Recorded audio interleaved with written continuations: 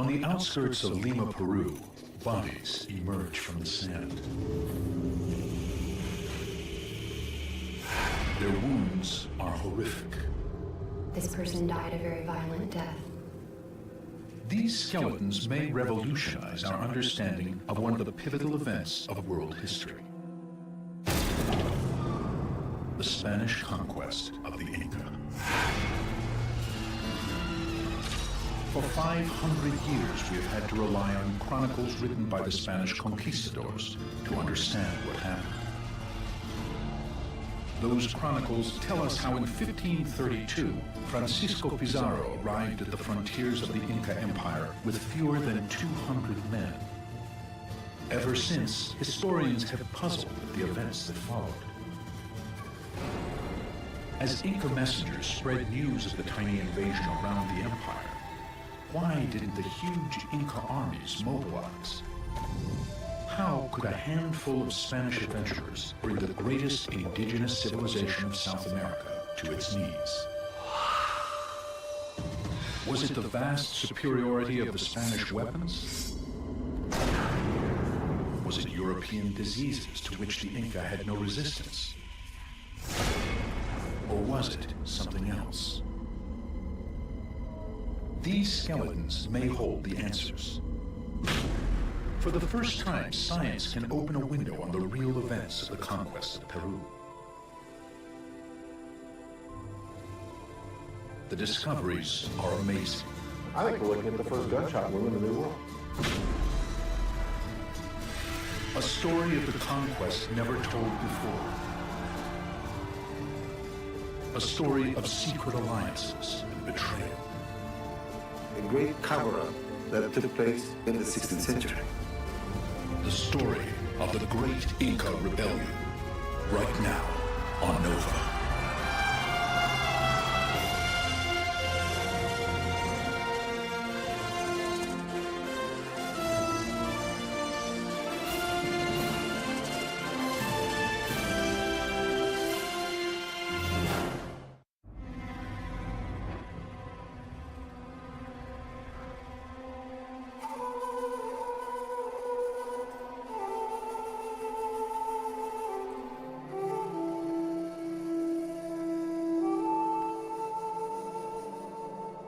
For 3,000 years, the mountains and coasts of Peru were home to the most advanced civilizations of South America.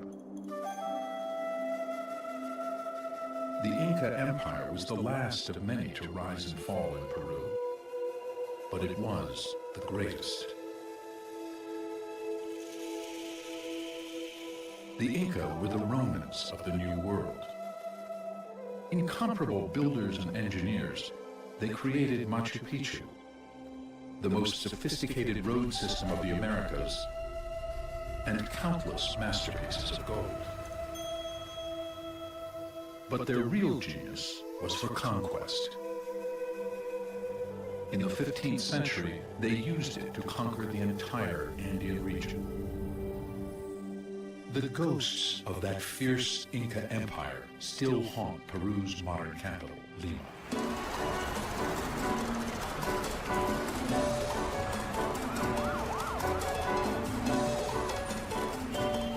21st century Lima is a teeming city of 9 million. But beneath its sprawling shanty towns lie layer upon layer of Peru's ancient dead.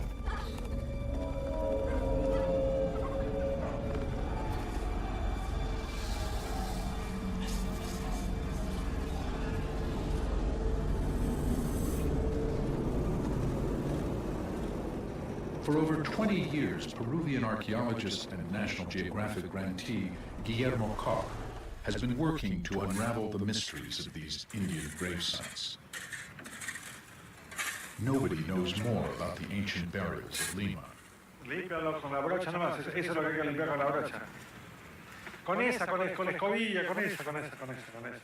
At the beginning of March of 2004, the city was going to open a new highway in the area that we suspected that had a cemetery. Now we decided to put a trench in order to test if was or wasn't a cemetery. The site Guillermo was investigating was an apparently unremarkable hillside in a suburb of Lima called Puruchuco. He set to work with his colleague of many years, archaeologist Elena Goicoechea. Hola, Willy. Hola, Elena, ¿cómo estás? Very quickly, their test trench yielded results. The result of the test was about 20 graves, in a trench that was 2 by 8 meters. That finding led us to conclude that little ravine was in fact a cemetery.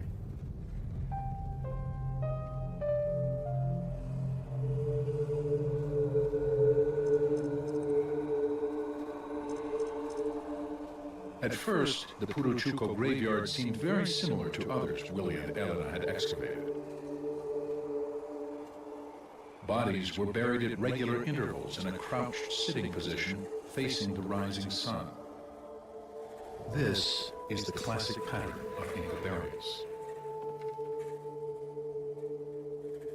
But before long, strange anomalies began to appear. Very soon, when we were into the excavation, we noticed that there was a number of individuals that they didn't conform to the standard, to what we may call the burial pattern. In the lower layers of the cemetery, everything seemed to be as Willie would expect in a well-organized Inca graveyard. But on top of these was a layer of bodies buried near the surface, which was like nothing he or Elena had ever seen. The body is stretched out this way, facing west. Normally, it should be facing that direction, east. The orientation is all wrong, just like the others. The more they uncovered, the more surprises they found. On top of the corpses of the traditional Inca graveyard, bodies had been thrown in chaotically.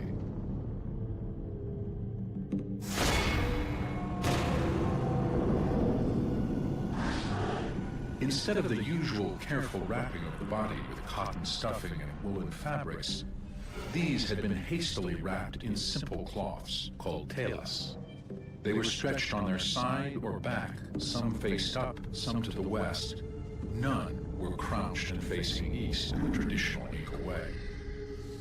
It was evident that they didn't follow the burial ritual. They were without the proper offerings. The question is why these individuals have been buried in such an unusual way. To someone who knows the Inca world as well as Willie and Elena, this was mystifying. Reverence for the dead was at the core of Inca culture. Properly performed death rituals were crucial to ensuring the rebirth of the dead in the spirit world. Hence, their burial in a crouched, expectant pose facing the sunrise, symbol of rebirth. Against this backdrop, the treatment of the bodies at Puruchuco was doubly surprising. It's as if the moment they died, they just wrapped them in a cloth, brought them to the cemetery, and stuck them in the ground chaotically, not the usual Inca way. When Willie and his team unwrapped the loosely covered skeletons, what they found was even more shocking. Almost all bore marks of extreme violence. Skulls had been crushed, and some showed injuries that had never been seen before in an Inca cemetery. In fact, in any Indian cemetery anywhere in Central or South America. One skeleton in particular really caught their attention. They called him Mochito, the severed one, because of his horrific injuries. The left middle and ring finger on the left hand have been perhaps cut off or twisted off.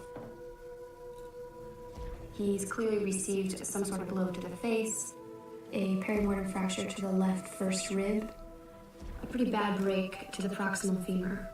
All of these injuries together lead me to believe that this individual died a very violent death. Melissa Murphy is a bioarchaeologist working with Willie to interpret Mochito's injuries. This is a very exceptional skeleton for a number of reasons. He's very atypical. He has a series of perimortem injuries that I haven't encountered before, in particular, these 3 quadrangular defects to his cranium. One of the defects also has a small radiating fracture, hinging fracture, that it looks like something caught the outer table of this bone. I've never encountered this, and based on documented cases of other injuries, it seems consistent with metal-edged weaponry. Something else, but not something you would see among Inca weapons. The Inca had few weapons capable of delivering the clean, piercing wounds Melissa sees in Mochito's remains. Their deadliest weapons of war were stone clubs, spears, and slings. The type of weaponry used by Inca warriors had been obsolete in Europe for over 2,000 years. The Inca army would have been totally beyond the comprehension or historical memory of the Spaniards. It's a Chalcolithic army, meaning that the Andeans could smelt gold, silver, copper, but all of their cutting implements, all of their piercing implements, all their weapons were stone. The arrival of Pizarro and his conquistadors in 1532 brought this Inca army and its stone weapons face to face with 16th century Europe's most advanced military technology.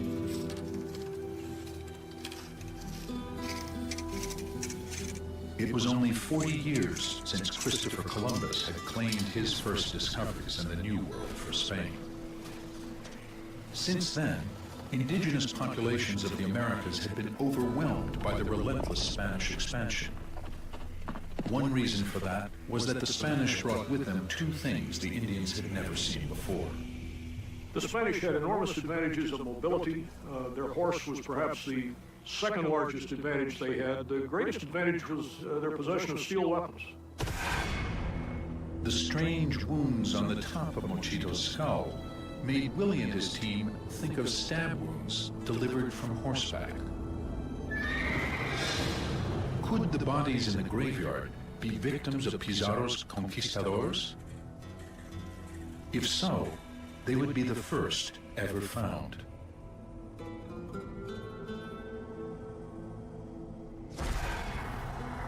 The injury to another skull seemed to prove the link to the conquistadors in an even more dramatic way. What's especially anomalous about it is that it has a large circular defect on the left parietal that looks suspiciously like a gunshot wound. And it looks like as the projectile exited the face and exited this area, it came apart and the entire face was fragmented. What's especially exceptional about this is not only that we have, in fact, the entrance wound and the exit wound that I just showed you, but also that I recovered the plug of bone that actually was in this position on the inside of the skull. This could be a momentous discovery. It would be the first documented gunshot wound in the New World.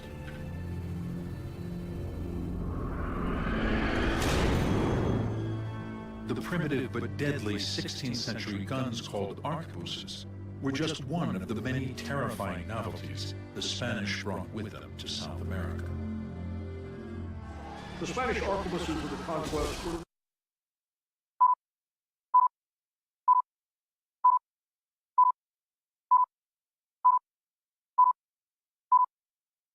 no more awkward than European infantry muskets 100 years later, a bit heavier for the projectile weight, but the Spaniards knew how to use them. They knew how to use them well. The combination of guns, steel weapons, and cavalry had a devastating effect on native armies. The Inca had no defense against any of them. The European response to a cavalry charge had been learned over centuries of exposure to mounted combat. Over the short term, the Inca had no response whatsoever to cavalry. And there was yet another deadly cargo brought by the Spanish which would eventually decimate the Inca population: disease. But no one is sure exactly when the first epidemics arrived, so Willie's team concentrate their efforts on the more obvious injuries to the skeletons. If the suspected gunshot wound is real, it would be unprecedented. so Melissa needs proof. She hopes that X-rays might reveal traces of metal around the edges of the wound. Here we're seeing really where the exit wound was, and we were really expecting to see metal residues, really bright white that's distinct from the bone and the teeth in the film. But we don't, there's nothing in there that suggests that there's lead or lead residues. Looks like no. The negative result is a blow. To Melissa and Willie, the wound clearly suggests a gunshot. They just can't prove it. Perhaps the metal traces left by the musket ball were too minuscule for the X-rays to detect. So Willie decides on a bold course of action. He calls on one of the world's foremost crime labs. It is 4,000 miles away at the University of New Haven in Connecticut. With cutting-edge forensic techniques, if any place can get some results from the skeletons of Huruchuco, it is here. Top forensic scientists Al Harper and Tim Palmbach have examined hundreds of gunshot wounds, a lot fresher than the one in Peru. Before long, Al and Tim are in Lima. The lure of examining what may be the first gunshot wound in the Americas is irresistible. Dr. Clark? Hi. Good morning. Welcome to our lab. Albert Herbert, how are you? Very nice to meet you. Very nice to meet you. Lab, no? It's convenient. Very interesting. Willie's lab contains the remains of over 3,000 Inca burials. Work on this astonishing collection of mummies and skeletons has been temporarily abandoned as Mochito and his band take center stage.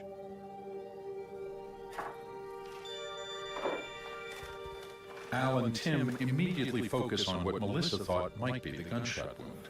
Oh, how interesting. Look at this. It's almost as if they're two separate entrances. Yeah, you almost did have a trajectory line at 30, 45 degrees, man. It's hitting at some angle about like that. So, if we think energy-wise, it's got to be sufficient enough to pop a hole through the cranium, but not so energetic that you bust this up. I mean, if you took a modern 1,500 foot energy impact of a normal handgun, you don't get plugs like that. It doesn't fragment it. No, they're completely, totally fragmented. And little pieces of the bullet simply punches a hole through the bone, and it fragments the pieces of bone as it goes through. This isn't the case here. The intact plug of bone indicates an impact much less forceful than any modern gunshot. But it might well correspond to the much weaker impact of a 16th century arquebus. In fact, the bone plug itself carries a concave imprint highly suggestive of a musket ball. Remarkable, absolutely remarkable. Could this be a gunshot? It could be. To prove it, they'll have to use more sophisticated instruments, starting with a scanning electron microscope, or SEM. What we want to try to do here is we'll do some scanning electron microscopy looking at this, and then if we find some small particulate matter, we can go ahead and we'll hit it with an X-ray, and that'll give us the elemental compositions. All the inside surface there. The results go beyond their wildest dreams. The edges of the hole in the skull and the entire surface of the bone plug are impregnated with fragments of iron, a metal sometimes used for Spanish musket balls. Standard X-ray procedures fail to see these iron particles because what ultimately we established through the SEM is that these were very small particles that were actually hidden in these small fissures and fractures in the bone.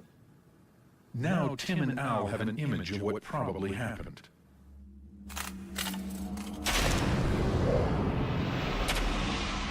As the musket ball punched into the back of the skull and passed through the head, it left iron fragments deep inside the bone, which had stayed there for 500 years. Honestly, when we were first confronted with the possibility that there was a gunshot wound some 500 years ago, we were skeptical. And as any scientist would do, we sought to disprove that. Simply, there's nothing that we have found or evaluated that is inconsistent with that having been indeed a gunshot wound. It's a remarkable discovery. Not only the first evidence of a gunshot wound in the Americas, but support for Willie's belief that the bodies from the Purochuco graveyard could be the first ever forensic remains of the battles of the conquest. The questions posed by these precious bones are tantalizing. What other stories do they have to tell? Who was Mochito? How did he and his people die? As forensic science opens a window on the Spanish conquest of Peru, what more will we see through it? Will it confirm what the Spanish wrote in their chronicles? That courage, along with guns and steel swords, gave a tiny band of conquistadors such an advantage they could vanquish thousands.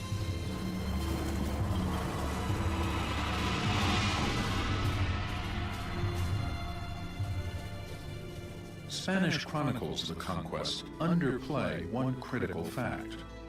When Pizarro and his conquistadors arrived in Peru, the Inca Empire was falling to pieces.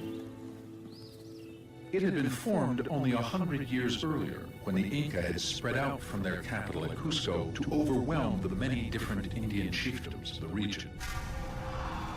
By 1532, many of the empire's over 10 million inhabitants were fed up with Inca rule, and all too willing to ally themselves with the Spanish in a bid to break free of Inca domination.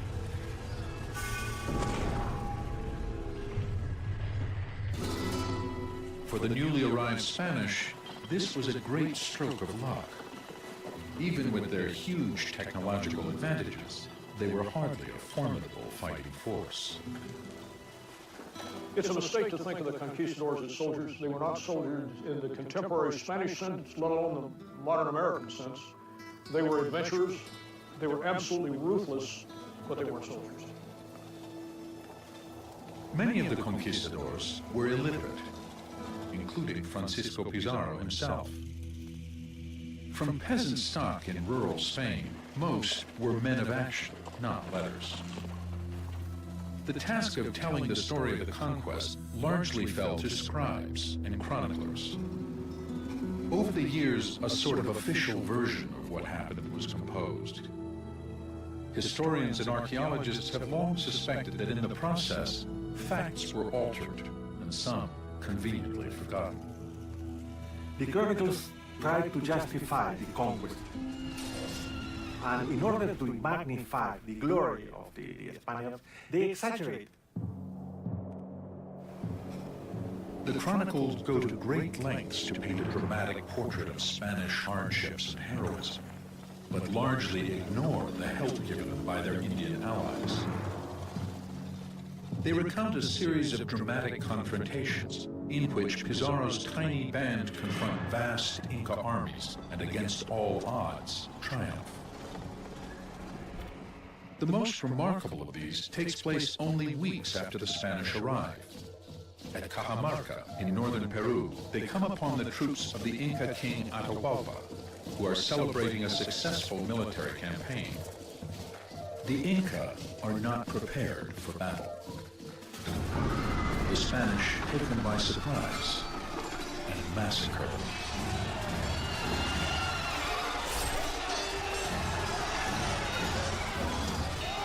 In the process, they take the king hostage.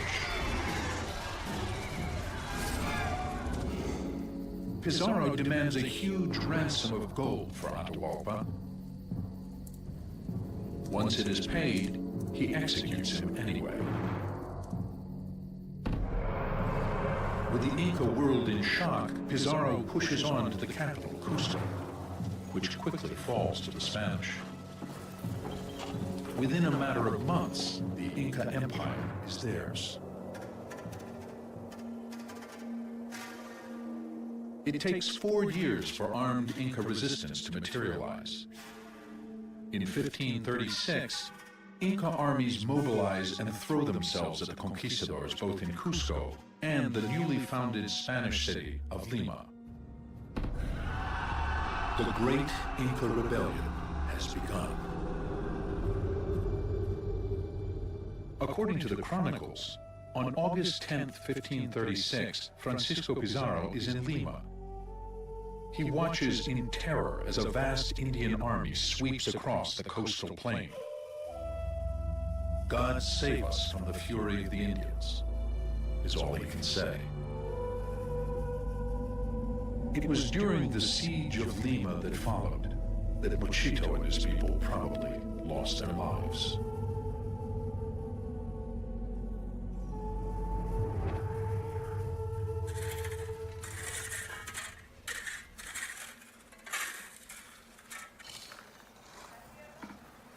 The time layering, or stratigraphy, of the cemetery at Puruchuco tells Willie that Mochito's remains are from the very first years of the conquest.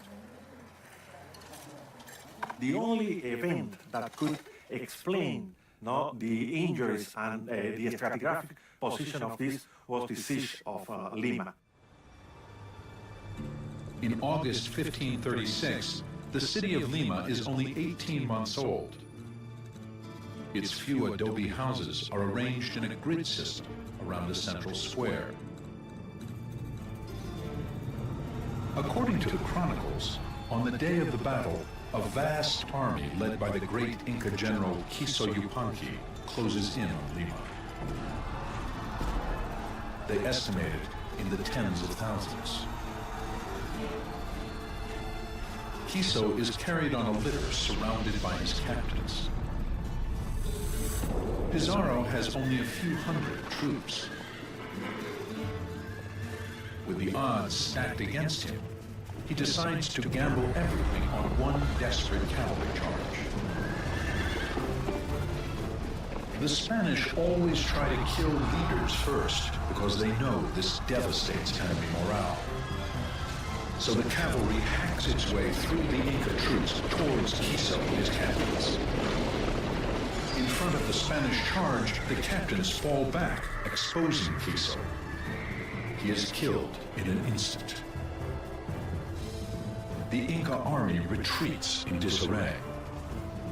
In the picture painted by the chronicles, a handful of Spaniards have once again heroically defeated a huge Indian army. Lima is saved.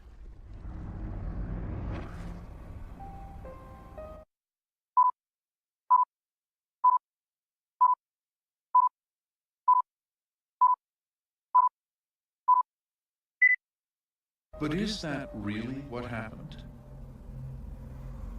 Now, for the first time, we will be able to re-examine the Spanish version of events.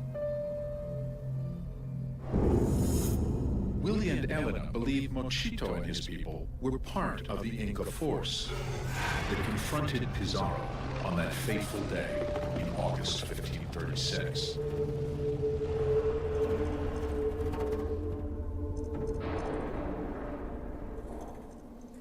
The finding of this individual is very important because we can confront the descriptions contained in the European documents with material evidence, with the reality. A sort of forensic work, not in order to prove or disprove those narrations. Of all the burials found at Puruchuco, Mochito stands out.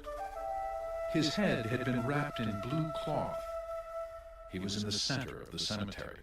The way he was buried made Willie and Elena sure Mochito had special status. He was a leader. There are actually bones in the hands. As Tim and Al work on Mochito's remains, they discover that many of his injuries seem consistent with the classic account of the siege of Lima. Perhaps he was one of the captains close to the Inca general who were cut down by Pizarro's cavalry charge. This in itself might explain his terrible injuries. The mandible has been fractured with an incredible amount of force. Normally the chin bone is very strong and is very resistant, but in this one it's been snapped with the force coming down from the outside, forcing it apart, breaking off this little piece of bone that's missing. Who knows where that went? So some terrible thing has happened there. And then and examining the vertebrae, find that the thoracic vertebrae are all intact. But we look at the ribs. Part of the rib has been, the first rib has been snapped off, and we see additional damage to the inside of the sternum, or the breastbone, where it's been snapped, not in one, but two, but in 3 different places. An amazing amount of force has been applied to the outside of this person's body. Something very large, very heavy, perhaps a great big rock or even a horse. And over in this corner we can see Sharp, piercing wounds to the skull and crushing wounds to the torso are exactly what you would expect in somebody killed in a cavalry charge. But when Al and Tim come to examine the remains of the people who died with Mochito, they seem to tell a very different story. It's very unusual to see this kind of pattern. So many of them have had severe blunt force trauma, broken the skull completely apart. You know, you get the occipital bone broken, plus you get injuries to the face and orbits. A lot of it to the left side, as if blows coming into the right. While a few of the death injuries look like they were dealt by Spanish steel, the great majority point to a very different type of weapon. And it's an object that's approximately 2 to 3 centimeters in diameter, and it takes out the left zygomatic arch, breaks the face, breaks the back of the skull, breaks the occipital bone, all in one piece. Whatever happened to this person was an extremely violent death. And the shattered skulls hold yet another shocking surprise. A tiny bone beneath the ear indicates that some are women. 2 or 3 of them appear to be female. You can tell by the small mastoid processes. And they've got signs of injury, too. Is this evidence that women fought alongside Mochito and his men? If so, like many of the Puruchuco finds, it would be unprecedented.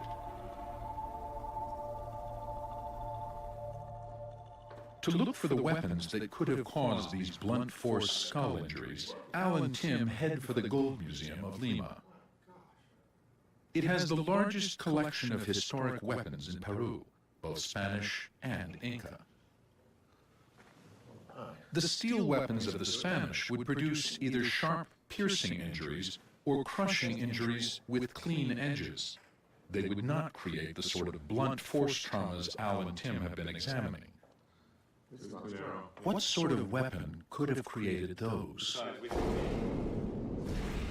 Tim and Al go on to look at the Inca weapons. Tim, look at this thing. It's really heavy. Can you imagine what would happen if that got swung at somebody? Yeah, isn't that about the same kind of configuration as some of the facial and the head injuries you were looking at? Sure, it's just about the right size, and certainly if that... So that would punch the skull in more than just a flat kind of fracture? Absolutely. Right. Fracture all of the fine bones of the face. Well, that might be why a lot of the skulls you weren't finding the small bones, because they're probably so busted up that they just articulated, right? Absolutely. Well, that's an incredibly lethal weapon.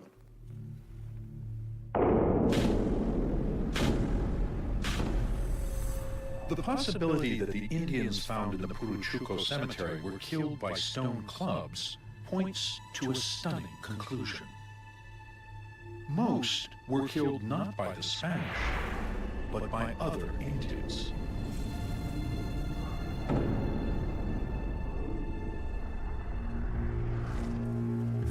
Of 70 individuals in the Puruchuco cemetery, only 3 show clear signs of being killed by Spanish weapons. This directly challenges the account in the chronicles.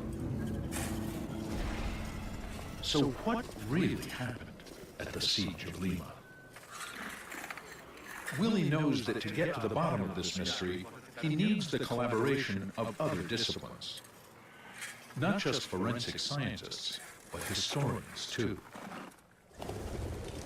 For 500 years we've been told a handful of Spaniards and their irons and their horses were able to take an entire empire. Since we historians have gone beyond the chroniclers in the last 3 decades, this official version can be challenged. Historian Efraín Treyes has been studying the historical records of the early Spanish colony in Peru. They are housed in places like this, the archive of the Franciscans at the convent of San Francisco de Lima. Efraín's attention was drawn to a long-forgotten court case which took place in Lima many years after the siege. It sheds dramatic new light on the events of August 1536. Years after the rebellion, the heirs of Pizarro were arguing with the crown. And as part of that trial, they contended that the costs of defending Lima from the siege had had a heavy impact on the Pizarro estate, and they had to be rewarded for that. The crown disagreed. They brought Indians in who were present at the siege. The Indians testified that the fighting involved small skirmishes, but no major battle. We have references of fighting during the siege, but mostly Indians against Indians. Witnesses also claimed that the Inca army was in the thousands, not tens of thousands, that there was no heroic cavalry charge by Pizarro, and that Spaniards who did fight were protected by large numbers of Indians who were fighting alongside them. So this leads me to think and believe that the Great Siege must have taken place in a very different manner than we have been told.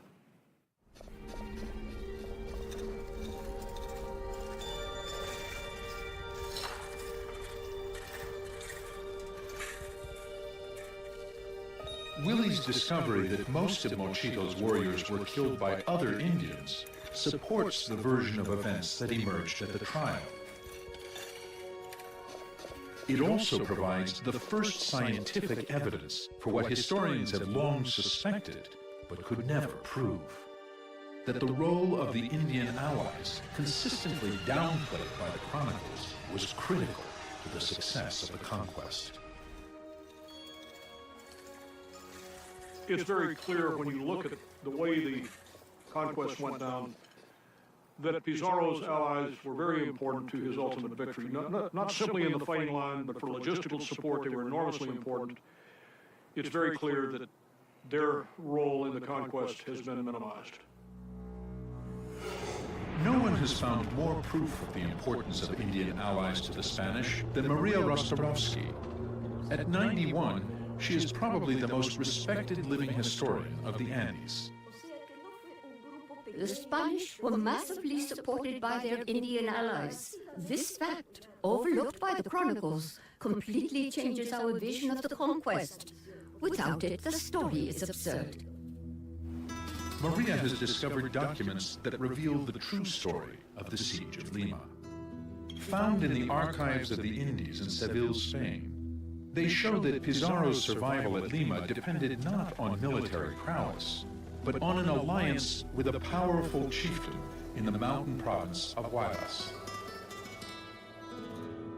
When Francisco Pizarro arrived in Peru, he was a single man of 54.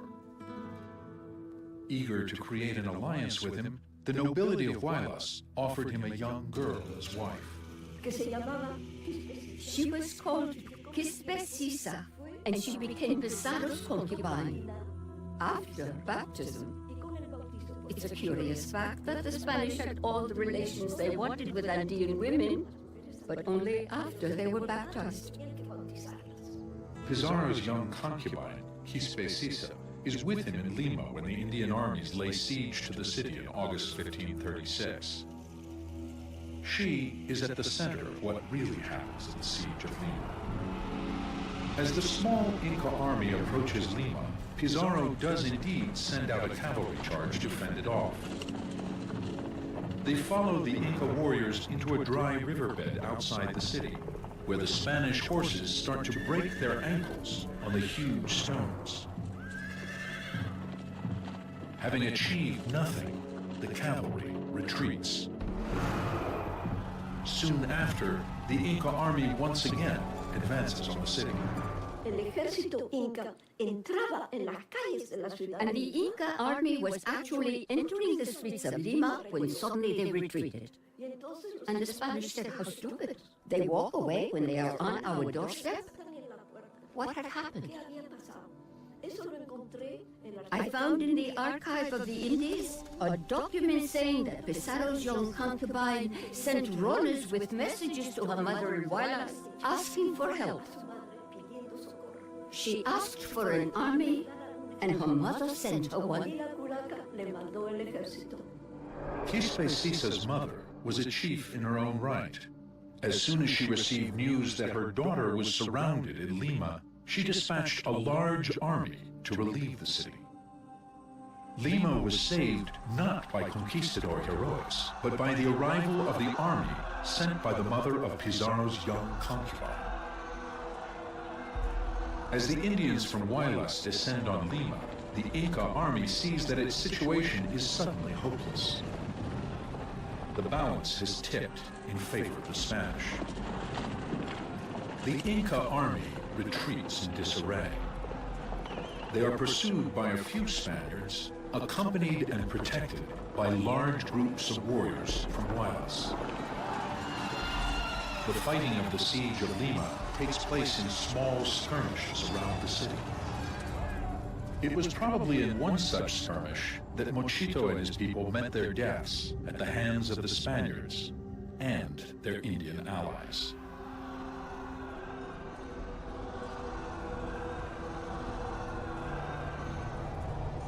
Now, finally, we can tell the story of that last day of their lives.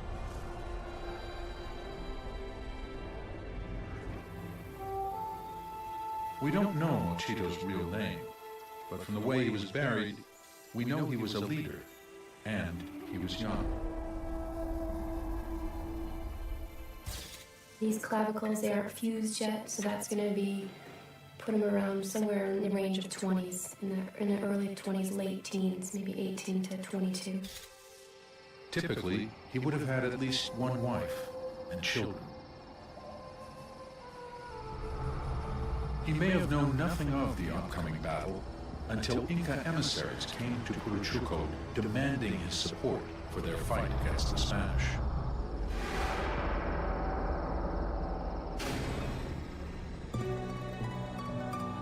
On the morning of the attack, he would have set out from Puruchuco to cover the 5 miles to the new Spanish settlement at Lima.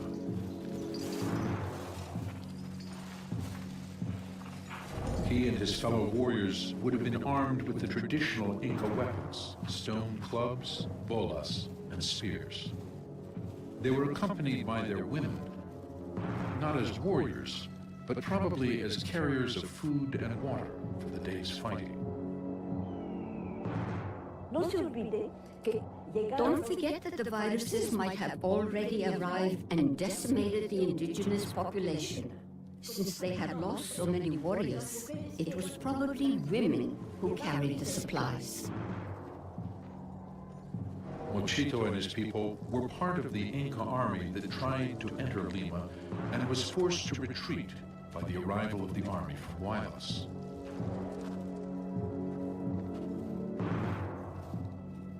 One likely scenario is that as they tried to make it back to Puruchuco, they were hunted down by a small band of Spaniards with their many Indian allies.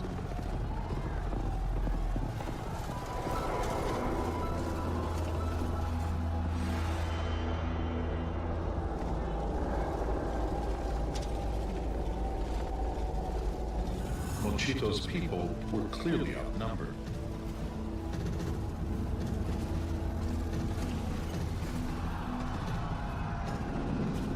Deaths came with savage brutality.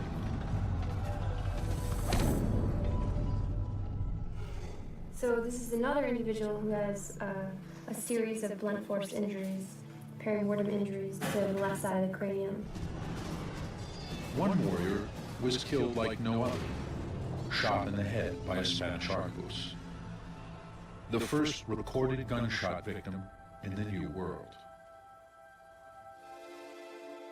It is very clear that everything we've evaluated is consistent with indeed this being a gunshot wound. No one was spared the slaughter, not even the women. This is a young woman, and she's been hit very hard. As a leader, Mochito would have been attacked with special ferocity.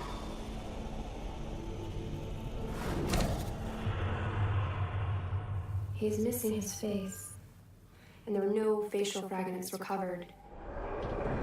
The bones of his limbs and torso were smashed by club blows, and probably the hooves of a Spanish horse.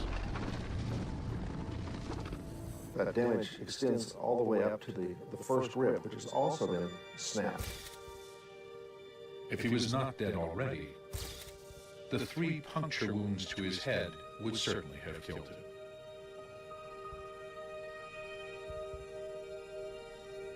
When we have a chance to look at the CAT scans where we can actually peer inside the skull, we can see that the inner layer of the skull is punched out in all 3 cases.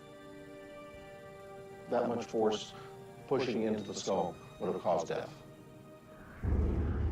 Perhaps in a final coup de grace, Mochito died as a Spanish lance stabbed him 3 times in the back of his skull.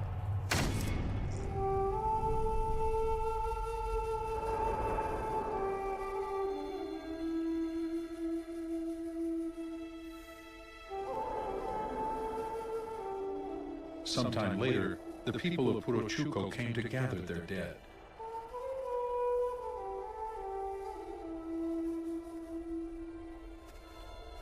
Perhaps a day or more had passed before they dared venture out. Rigor mortis had already set in. This might explain the unusual sprawled postures in their graves.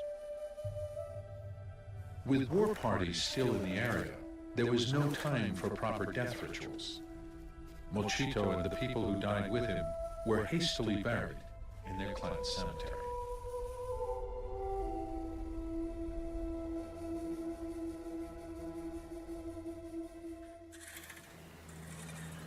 From their remains, the work of archaeologists, scientists, and historians has uncovered a long hidden truth.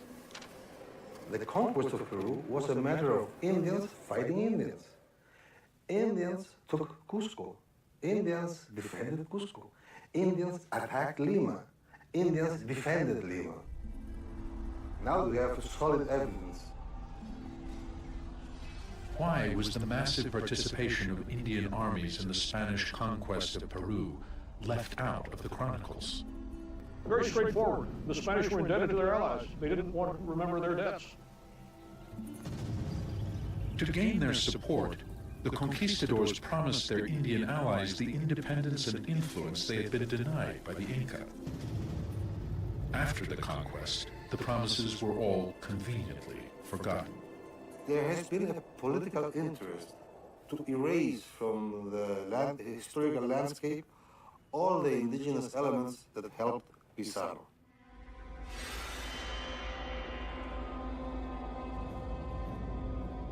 The story of the Spanish alliances with the Andean Indians who fought their battles for them is the great untold story of the conquest.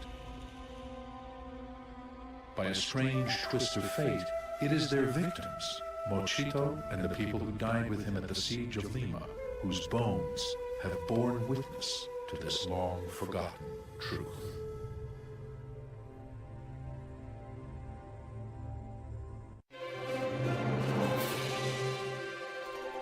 On NOVA's Great Inca Rebellion website, see in detail how a Spanish conquistador and an Inca warrior were outfitted for battle. Find it on pbs.org.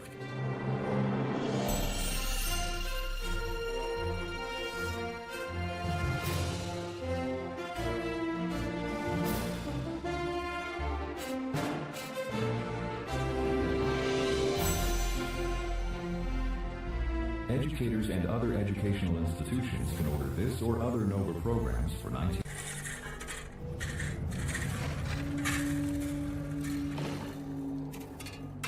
On the outskirts of Lima, Peru, bodies emerge from the sand. Their wounds are horrific. This person died a very violent death. These skeletons may revolutionize our understanding of one of the pivotal events of world history. The Spanish conquest of the Inca. For 500 years, we have had to rely on chronicles written by the Spanish conquistadors to understand what happened.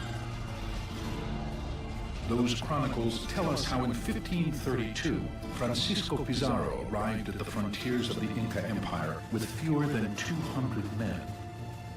Ever since, historians have puzzled at the events that followed.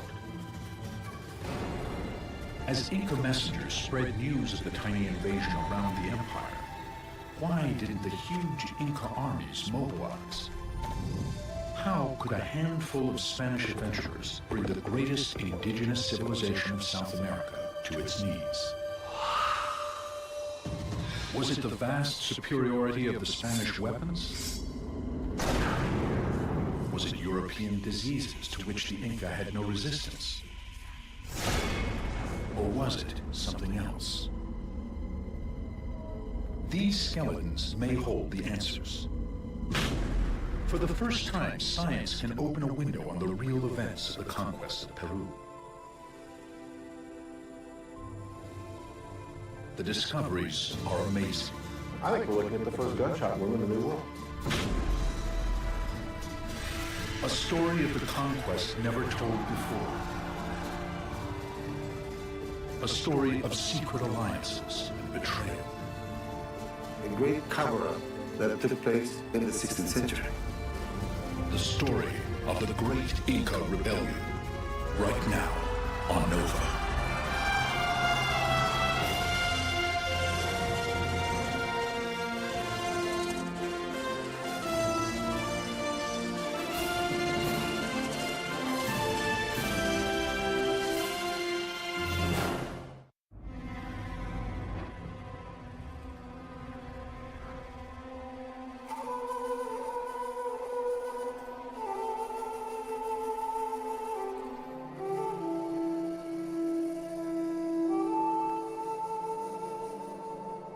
For 3,000 years, the mountains and coasts of Peru were home to the most advanced civilizations of South America. The Inca Empire was the last of many to rise and fall in Peru, but it was the greatest. The Inca were the Romans of the New World. Incomparable builders and engineers, they created Machu Picchu, the most sophisticated road system of the Americas, and countless masterpieces of gold. But their real genius was for conquest. In the 15th century, they used it to conquer the entire Andean region. The ghosts of that fierce Inca empire still haunt Peru's modern capital, Lima.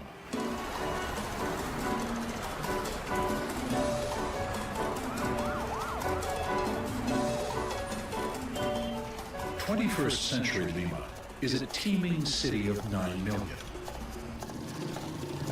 But beneath its sprawling shanty towns lie layer upon layer of Peru's ancient dead.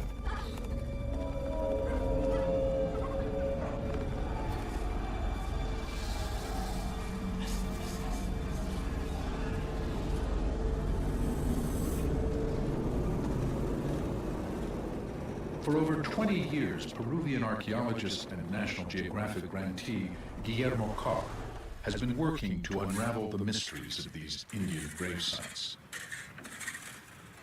Nobody knows more about the ancient burials of Lima. Límpialo con la brocha nomás, eso es lo que hay que limpiar con la brocha. Con esa, con la escobilla, con esa. At the beginning of March of 2004, the city was going to open a new highway in the area that we suspected that had a cemetery. Now we decided to put a trench in order to test if was or wasn't a cemetery. The site Guillermo was investigating was an apparently unremarkable hillside in a suburb of Lima called Puruchuco. He set to work with his colleague of many years, archaeologist Elena Goicoechea. Hola, Willy. Hola, Elena, ¿cómo estás? Very quickly, their test trench yielded results. The result of the test was about 20 graves, in a trench that was 2 by 8 meters. That finding led us to conclude that little ravine was in fact a cemetery.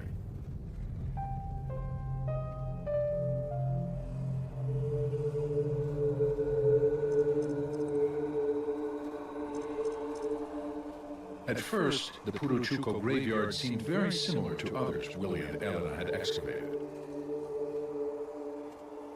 Bodies were buried at regular intervals in a crouched sitting position facing the rising sun. This is the classic pattern of Inca burials. But before long, strange anomalies began to appear. Very soon, when we were into the excavation, we noticed that there was a number of individuals that they didn't conform to the standard, to what we may call the burial pattern. In the lower layers of the cemetery, everything seemed to be as Willie would expect in a well-organized Inca graveyard. But on top of these was a layer of bodies buried near the surface, which was like nothing he or Elena had ever seen. The body is stretched out this way, facing west. Normally, it should be facing that direction, east. The orientation is all wrong, just like the others. The more they uncovered, the more surprises they found. On top of the corpses of the traditional Inca graveyard, bodies had been thrown in chaotically.